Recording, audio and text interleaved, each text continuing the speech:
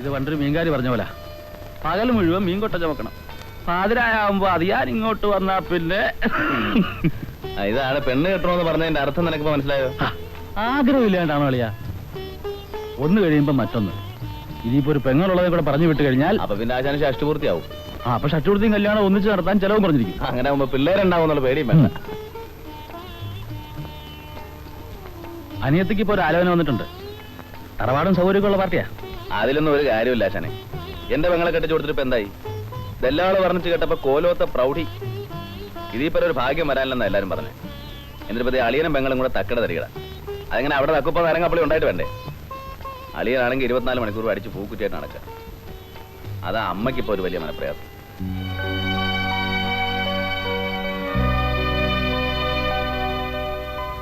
കുറെ നേരമായല്ലോ നീ ഇവിടെ ഒന്ന് ഒറ്റയ്ക്ക് ഇരിക്കാൻ തുടങ്ങിയിട്ട്. എന്താ, സ്ഥലം മാറിയതിന്റെ വിഷമാണോ? അതല്ലടി, ബാങ്കിലെ കാര്യം ഓർത്തിട്ടാ. അതൊക്കെ ശരിയാവും മോളെ. തുടക്കത്തിൽ എല്ലാവർക്കും ഇങ്ങനെയല്ലേ. നീ വാ, അകത്തൊന്നിരിക്കും. ആരെങ്കിലും ഒന്ന് സഹായിക്കാനുണ്ടെങ്കിൽ സാരമില്ലായിരുന്നു.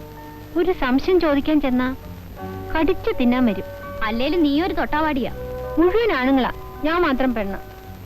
നീ അപ്പൊ അതിന്റെ ഒരു സ്റ്റൈലിലങ്ങ് ഇരുന്നേക്കണം. ഗമയുള്ളവരൊക്കെ അപ്പൊ താനെ താഴെ വരും.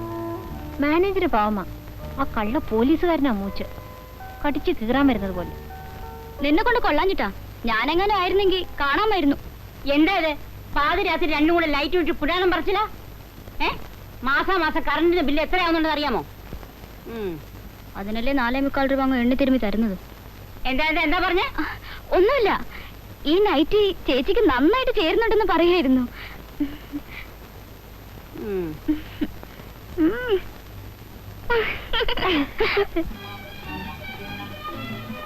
നന്ദ,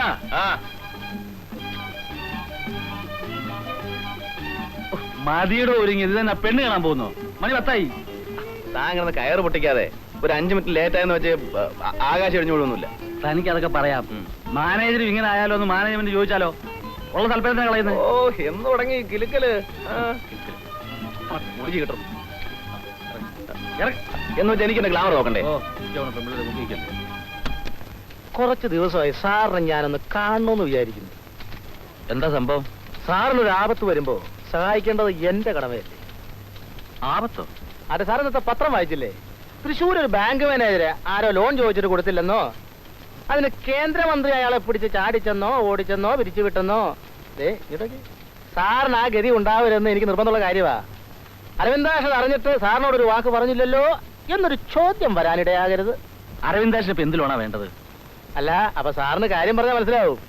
വിവരമുണ്ട്. ആട്ടെ, എന്തൊക്കെ ലോണാ ഉള്ളത്? Self employment scheme, IRDP, agriculture, അങ്ങനെ പലതും ഉണ്ട്. തനിക്കിപ്പോ എന്ത് ലോണാ വേണ്ടത്? ഏതായാലും ശരി, നമുക്കൊരു 10,000 ഒക്കണം. എന്താവശ്യത്തിനാ?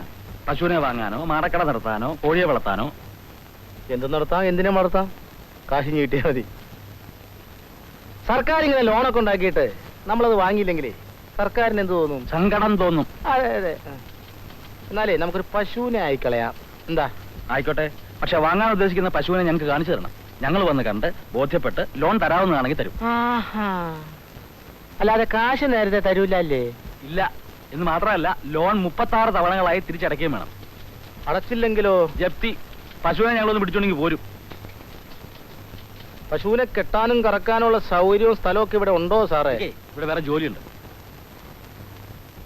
അല്ല, കേന്ദ്രമന്ത്രി ബാങ്ക് മാനേജറെ പിരിച്ചുവിട്ട ന്യൂസ് ഇല്ലേ, അത് ഇതില്ല. സാറിന് സമയം കിട്ടുമ്പോൾ വായിച്ചോ കേട്ടോ, ഇരിപ്പുണ്ട് ഇവിടെ. ഒരു പശുവിനെ സംഘടിപ്പിക്കണോ ലോണിന്റെ കാര്യം? ഒരു ശല്യമാണ്.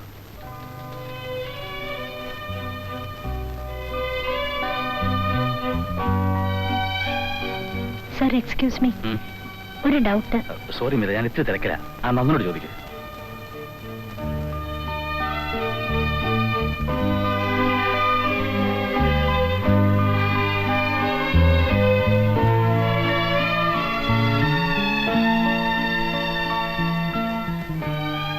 എക്സ്ക്യൂസ് മീ സർ, ഒരു ഡൗട്ട്. ഡൗട്ട് ഇനിയും തീർന്നില്ലേ? ആകെയൊക്കെ 40 തൊട്ടാ സംശയം. എന്താ ചോയി? ഈ എൻട്രി കറക്റ്റ് അല്ലേ സർ? ഇത്ര നിസ്സാര കാര്യങ്ങൾക്ക് വരെ സംശയം. മാസം 1-2 കുട്ടി വന്നിട്ട്. നീ എന്നാ ഇതൊക്കെ പഠിക്കുക? ചമഞ്ഞൊരുങ്ങി നടന്നാ പോരാ, തലേലേ. നിക്ഷേപ സമാഹരണത്തിന് കഴിഞ്ഞ വർഷം 10 ലക്ഷം രൂപയായിരുന്നു ഈ ബ്രാഞ്ചിന്റെ ലക്ഷ്യം. ഇക്കൊല്ലം അത് 15 ലക്ഷം വേണമെന്നാണ് ഹെഡ് ഓഫീസിൽ നിന്നുള്ള നിർദ്ദേശം. ഹെഡ് ഓഫീസിൽ ഇരിക്കുന്നവർക്ക് അവിടെ ഇരുന്നാൽ കൂടെ നിർദ്ദേശിച്ചാൽ മതി. ഈ കുഗ്രാമത്തിൽ എവിടെ നിന്നുണ്ടാക്കാനാ 15 ലക്ഷം രൂപ? ഡിസംബർ 31 മുമ്പ് വലിയ ബുദ്ധിമുട്ടാണ്. ഇവിടെ ഗൾഫ് പണം വന്നു തുടങ്ങിയിട്ടുണ്ട്. കൃഷിക്കാരുടെ കയ്യിലും കാശുണ്ട്. നമുക്കൊന്ന് ശ്രമിച്ചു നോക്കാം. ഓരോരുത്തരും ഒരു നിശ്ചിത തുക വീതം. ആളൊന്നുക്ക് 1 ലക്ഷം രൂപ. മീതയ്ക്കൊരു കൺസൾട്ടേഷൻ 50,000 സംഘടിപ്പിച്ചാൽ മതി. ബാക്കി ഞാനും നന്ദി ഉറപ്പിച്ചോളാം. സർ, എനിക്കിവിടെ ആരെയും അറിയില്ല. അന്യനാട്ടിൽ നിന്ന് ഇവിടെ വന്നതല്ലേ ഉള്ളൂ. ദയവായി എന്നെ ഒഴിവാക്കണം. എന്ന് പറഞ്ഞാൽ ഒക്കുവോ? ശ്രമിക്കണം. ഇവിടെ മുളച്ചുണ്ടായവരല്ല ഞങ്ങളാരും. നന്ദനെ ചൂടാവുന്നേ. ചൂടായൊന്നുമല്ല, കാര്യം പറഞ്ഞതാ. നിക്ഷേപ സമാഹരണം എല്ലാവരും കൂടെ പരിശ്രമം കൊണ്ടേ നടക്കൂ. അതിൽ നിന്ന് ഒരാളെ ഒഴിവാക്കാൻ പറ്റില്ല. ഇങ്ങനെ ഒരു കാര്യത്തിന് നാട്ടിലിറങ്ങി 4 പേരെ കണ്ടുവന്ന് വെച്ച് കയ്യിലെ വളയൊന്നും ഊരിപ്പോവില്ല. നന്ദാ മതി.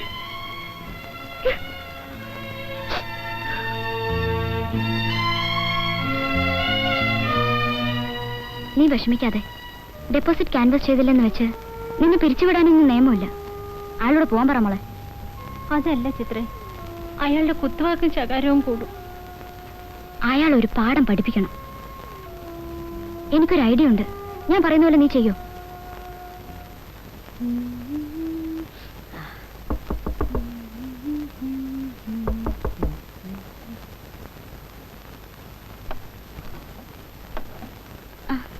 എന്താ രാവിലെ രണ്ടുപേരും കൂടി? ചേച്ചി, ഞാനും ഇവളും തമ്മിലൊരു തർക്കം. ഇവള് പറയുന്നു ചേച്ചിക്ക് 32 വയസ്സെങ്കിലും കാണുമെന്ന്. ഞാൻ പറയുന്നു 27 ഒട്ടും കൂടില്ലെന്ന്. ബെറ്റുണ്ട്. എന്റെ കാശ് പോവോ?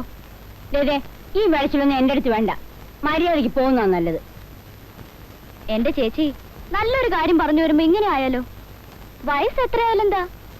ചേച്ചിക്ക് നിത്യ യൗവനല്ലേ? നീ പണ്ടേ വിളഞ്ഞ വിത്ത കൂടെ കൊണ്ടുവന്ന് ഈ പാവത്തിനെ കൂടെ ചീത്താക്കരുത്. ആഹാ, ഇപ്പൊ എനിക്കായോ കുറ്റം? സത്യത്തിൽ ആലോചന കൊണ്ടുവന്നത് ഇവളാ. എന്താലോചന? അതെങ്ങനെയാ? പറഞ്ഞ കൊല്ലാൻ വന്നാലോ? നീ കാര്യം പറ ചിത്രേ. ഇവളുടെ ബാങ്കിൽ ഒരു ചെറുപ്പക്കാരനുണ്ട്. ചെറുപ്പക്കാരനെന്ന് വെച്ചാൽ ഒരു 30-35 വയസ്സ് വരും. പക്ഷെ കണ്ടാൽ എത്രയൊന്നും തോന്നുകയില്ല. അയാൾ ചേച്ചി അറിയും. അറിയെന്ന് പറഞ്ഞാൽ ഭംഗിയായിട്ട് അറിയും. അയാൾക്ക് ചേച്ചി ഒന്ന് കാണണമെന്ന്. എന്നെയോ? എന്തിന്? അയാൾ എന്തിനാ എന്നെ കാണുന്നത്? കാണുന്നത് എന്തിനാണെന്ന് വെച്ചാൽ ഇഷ്ടം തോന്നിയിട്ട്. പലയിടത്തും വെച്ച് അയാൾ ചേച്ചിയെ കാണാറുണ്ട്. ചിലപ്പോ ചേച്ചിയെ കാണാൻ വേണ്ടി മാത്രം അയാൾ ഇതിലെ സ്കൂട്ടറിൽ കറങ്ങാറുമുണ്ട്. ഇവൾ ഇവിടെ താമസിക്കുന്നെന്ന് അറിഞ്ഞപ്പോ തൊട്ട് അയാൾ ഇവളുടെ പുറകെയാ. ചേച്ചിയോട് ഈ വിവരം ഒന്ന് പറയണമെന്ന്. നിങ്ങൾക്ക് വേറെ ജോലിയൊന്നും ഇല്ല പിള്ളേരെ? എന്ന് വെച്ചാൽ ഞാൻ ഇതിലിടപെട്ടത് സത്യത്തിൽ ചേച്ചിയുടെ കാര്യമായതുകൊണ്ടാ. അയാൾ വന്ന് ചേച്ചി ഒന്ന് കണ്ടോട്ടെ. അതിനിപ്പോ നമുക്കെന്താ നഷ്ടം?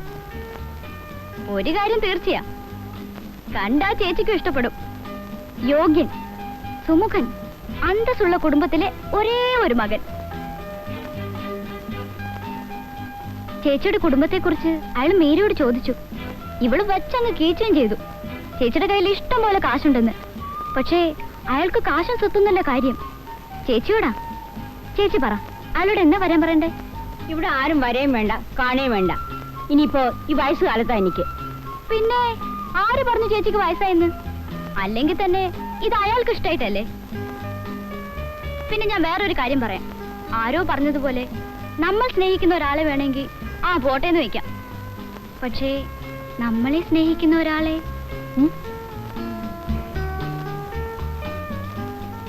ചേച്ചി എതിർപ്പൊന്നും പറയരുത്. ഞങ്ങൾ അയാളോട് വരാൻ പറയും ഈ ആഴ്ചയിൽ എന്തെങ്കിലും. ചേച്ചി ഒന്നും അറിയണ്ട. അയാൾ വരുമ്പോ ഇങ്ങനെ അണിഞ്ഞൊരുങ്ങി ഒന്ന് നിന്നേച്ചാ മാത്രം മതി. ബാക്കി കാര്യം ഞാൻ ഏറ്റു.